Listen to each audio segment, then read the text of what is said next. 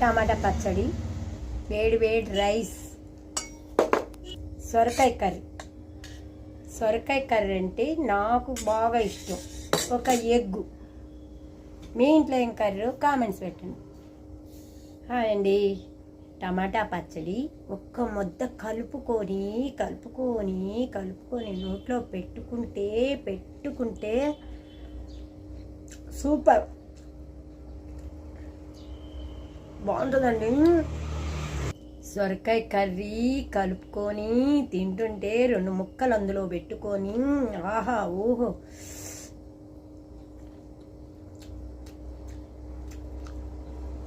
మీరు కూడా ఇలాగే తింటారా? ఇవన్నీ సొరకాయ ముక్కలు పెట్టుకొని అన్నంలో తింటానండి నేను. ఎండలకి నిమ్మకాయ నీళ్ళు, నిమ్మకాయ రసం పిండి పెట్టుకోండి ఫ్రిడ్జ్లో.